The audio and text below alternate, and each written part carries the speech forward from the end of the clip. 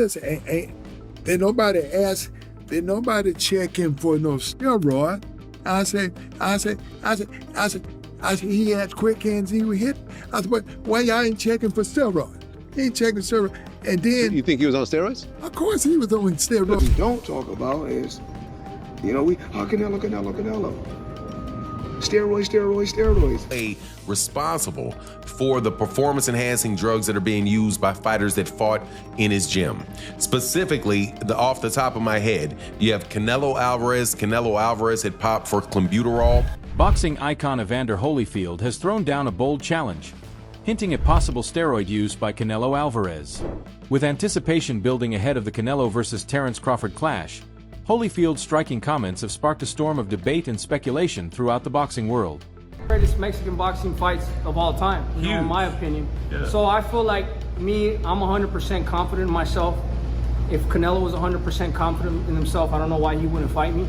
Especially since, seeing that everybody in his team is on steroids, which means including him, so he never got off You the think steroids. he's on steroids? Of course. How does five? You saw De La Hoya How do five people out of your camp get tested positive for steroids? Right. You know what I mean? All those fucking dudes in that camp are dirty. Yeah. Although Holyfield stopped short of directly accusing Canelo of using performance-enhancing drugs, he has long advocated for harsher punishments against fighters caught with banned substances in their system. Back in 2018, after Canelo tested positive for clenbuterol, Holyfield suggested that offenders should serve jail time, insisting these people should spend 30 days behind bars. Alvarez failed a drug test before his big Triple G fight in May, and he's blaming Mexican cows. All right, here's the deal. 2 months until the rematch with Gennady Golovkin on May 5th is going to be the big fight, and he's been taking drug tests leading up to the fight, standard operating procedure. This time he popped for a substance called clenbuterol, which is a banned substance. As a matter of fact, it helps you cut weight. A lot of people use it illegally to cut weight while maintaining muscle mass. He is saying he did not cheat. He's not a cheater. I did not intentionally take clenbuterol. Problem is, I've been training in Mexico and eating contaminated cow beef. That's what he's saying. There's a problem apparently in Mexico where some of the cattle are being injected with clenbuterol, which helps cows. It's illegal in the United States, but some places outside the United States, even some places in the United States, will use clenbuterol to grow bigger cows, to up the protein content in the meat. And he's saying that what he had was contaminated meat because his training center is in Mexico and there's a problem with Mexican meat down there. He even issued a statement saying, quote, "I'm an athlete who respects the sport, and this surprises me and bothers me because it had never happened to me. I will submit to all the tests that require me to clarify this embarrassing situation, and I trust in the end the truth will prevail." So far, the fight with Gennady Golovkin is still on. He's still dead set on making that fight. Floyd Mayweather has been vocal in condemning what he sees as a glaring double standard in boxing's approach to steroid use, particularly when it comes to Canelo Alvarez. According to Mayweather, while certain fighters face relentless criticism, others, like Canelo, are shielded due to their commercial appeal and superstar status. He argues that such favoritism erodes the sport's integrity, enabling some to sidestep accountability. Mayweather underscores that PED use is not only outright cheating but also a dangerous practice that jeopardizes fighters' health and damages boxing's credibility. But what we don't talk about is, Canelo. Steroids. They don't talk about that. So we don't know. We really don't know all the fighters he beat. He could have been not clean in a lot of fights. Canelo, and the list goes on and on about athletes that's been cheating. Been accused of cheating or been proven? No, been proven too. This been proven. Yeah. Oh, with Canelo. Oh shit. This been proven. Lance Armstrong. Okay. And then Canelo talking about it was the steak that it was the meat that he was eating. So okay, now you eating. I guess you eating steroid cows. Man, these boys kill. David Benavidez has openly accused Alvarez and his entire camp of using steroids. He questioned why Canelo would avoid facing him if he truly had confidence in his abilities, especially given the repeated positive steroid tests within Canelo's circle. Benavidez's pointed remarks have further fueled their ongoing rivalry, with him asserting that Canelo's team is dirty because of the multiple failed tests tied to his camp. When the greatest Canelo came out, the one that you guys seen that fought Triple G the first time, bro, dude popped dirty for clenbuterol, bro. Why do you think the second fight didn't happen? So, for me, seeing that was the best Canelo I've ever seen. But that was Canelo off of steroids. Everybody else that he fought Amir Khan, he fought Daniel Jacobs, he fought, what the f is his name, Billy Joe Saunders, Caleb Plant. These guys are all weak, bro. So for me, that's why I feel like I see Canelo Alvarez and I see like, he's not as good as everybody thinks. Because the best one that fought Golovkin that first time was off clenbuterol. That was the best Canelo I've ever seen, and that's why he looked so good, because he was off clenbuterol. So with the Canelo, he even got suspended for like 7 months. So it's guaranteed he was guaranteed off he took it. He said that he ate meat that was tainted in Mexico. Now let me ask you that question. I've talked to people, they said for him to test positive off a piece of meat, he would have had to eat the... Eddie Reynoso's gym has been under heavy scrutiny due to numerous doping allegations involving fighters under his watch. Canelo Alvarez, one of Reynoso's most high-profile trainees, has himself been connected to past steroid controversies. Critics highlight the pattern of positive drug tests from Reynoso's fighters, raising serious concerns about the training culture and oversight within the camp. As Canelo gears up for his showdown with Terence Crawford, many are paying close attention to his rapid and noticeable physical transformation. Addressed serious accusations about his gym. And the accusations are that people, or at least the implications are, that he is the one that is providing performance-enhancing drugs or is in some way responsible for the performance-enhancing drugs that are being used by fighters that fought in his gym. Specifically, off the top of my head, you have Canelo Alvarez. Canelo Alvarez had popped for clenbuterol 2 times. For Fahim Satur, I'll say that he did it 2 times, even though I think it was for the same fight. But Canelo Alvarez popped dirty for clenbuterol 2 times. You have Luis Nery, who had tested positive, but I think Luis Nery tested positive before he was actually with Eddie Reynoso. Then you have Ryan Garcia, who popped dirty after he left Eddie Reynoso and went over to Derek James. And then you have Oscar Valdez. Oscar Valdez popped dirty while he was with Eddie Reynoso, but at the time he was still allowed to fight. You also clearly see that you have an issue with the fight that's coming up with Canelo Alvarez and Terence Crawford, in that you have one guy that tested positive and you have another guy that looks like he's using in order to get up and continue to climb up weight classes. You know, at a certain point in time, and this is something that Rolly Romero has said, certain point in time your body just doesn't do that. At a certain point in time, your body just doesn't do it. I'm 6'2", 200, and should weigh about 210. Closer to 250, but I should weigh about 210. I'm not gonna get up. If I was 210 now at 50 years old. Many boxing experts point out that building significant muscle mass naturally becomes far more difficult once an athlete is in their 30s. Yet Canelo Alvarez's recent transformation, appearing noticeably larger than in previous years, has sparked debate about whether these gains are entirely natural. This skepticism is amplified by the long-standing doping allegations linked to Eddie Reynoso's gym, where Canelo trains. Several fighters under Reynoso's guidance have tested positive for banned substances, prompting serious questions about the gym's environment and its training practices. Muscle as if I'm juicing. If for a 30-year-old, right? You remember, your body grows. Men's body can grow in height and length up until to the extreme in your 20s. By the time you're 20, your height and all that stuff is there, right? Your height and your length. In your mid-20s, you know, by the time you're 29, your musculature is pretty much there. It gets harder to gain and put on muscle after. In a recent episode of the Joe Rogan Experience, Rogan addressed the issue, referencing Alvarez's past positive test for clenbuterol and the ongoing discussion about his physique and performance. He stressed the importance of transparency and the responsibility athletes have to protect the sport's integrity. Rogan's remarks added fuel to the growing speculation as Alvarez prepares to face Crawford. Among boxing fans, the recent doping accusations against Canelo have come as little surprise, considering his history with performance-enhancing substances, including a suspension for testing positive for clenbuterol. Many see the latest allegations as consistent with his past controversies. What up, everybody? It's your boy MC from MCTV. I wouldn't be surprised if Canelo Alvarez is on steroids right now as we speak and is going to be fully juiced with something that hasn't even hit the market yet. Think about it. He's pretty much a billionaire. He has access to every... Evander Holyfield has openly praised Terence Crawford's exceptional skill set, singling out his impressive power and versatile fighting style. Holyfield highlighted Crawford's ability to fluidly switch between orthodox and southpaw stances, making his movements unpredictable and forcing opponents into constant adjustment. He compared this adaptability to the way life demands continuous change. According to Holyfield, this versatility, combined with Crawford's sharp reflexes, makes him a uniquely dangerous and well-prepared challenger. Going left-handed and right, how do you deal with someone like that? Well, I don't know. There's nobody to switch up on me a lot.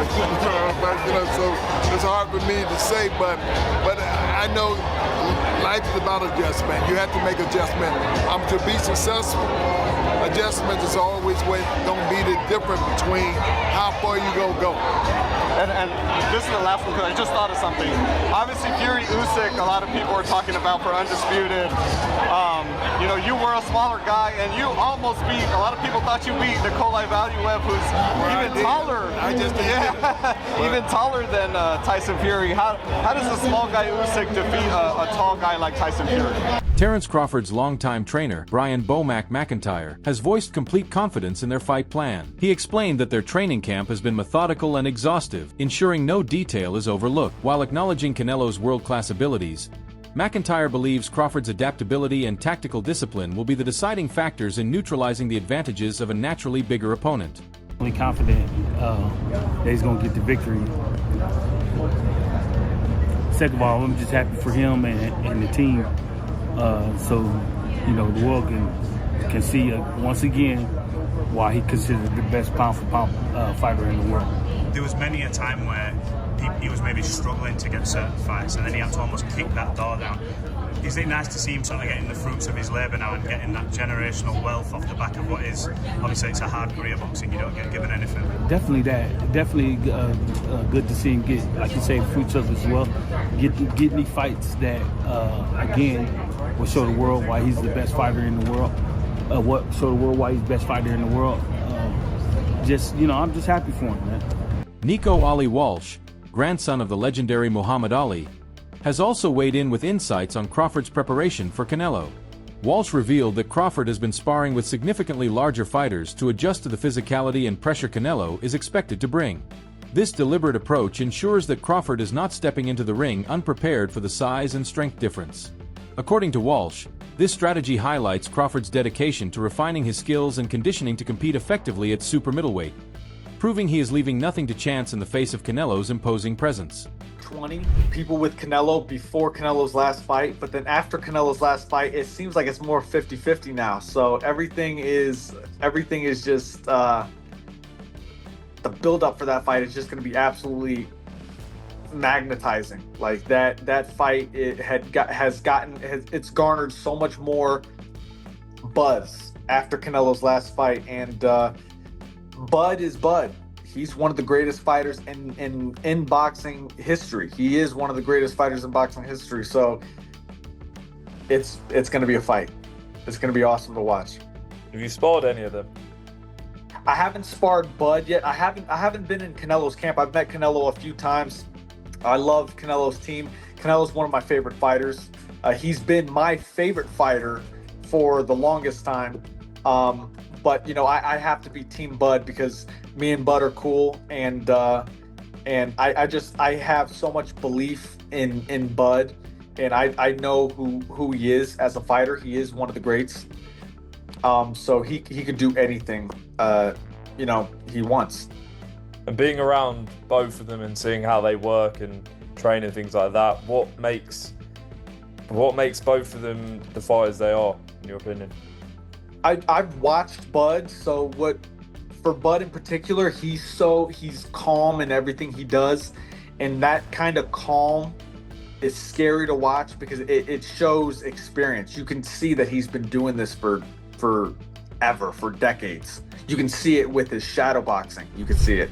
Shaquille O'Neal has voiced strong confidence in Terence Crawford's chances of defeating Canelo Alvarez in their upcoming bout. O'Neal praised Crawford's remarkable boxing ability, pointing to his precision, focus, and relentless determination. He believes that Crawford's technical mastery will be the deciding factor in overcoming Canelo's strength and experience. This high-profile endorsement adds to the mounting anticipation surrounding the fight, as fans and analysts continue to debate how the contrasting styles of the two fighters will unfold inside the ring. Everyone's talking about the one fight right now, Terence Crawford versus Canelo. Who do you got? Terence Crawford. Terence Crawford? Yeah. Why? This is the best ever. Really? You think he's the greatest ever? Yeah. Over Ali, Muhammad Ali? I didn't know you were a big Terence Crawford fan like that. You have to understand that there's eras, and in different eras, you can bring out the titles. Like, for example, Joker's the best big man now. Right. And I don't like. You put Joker over you as the best big man? Oh. Different eras and different time. It's not my era, not my time now. True. It's their time. So he's the greatest big man in the NBA right now. So I let the people decide who's that.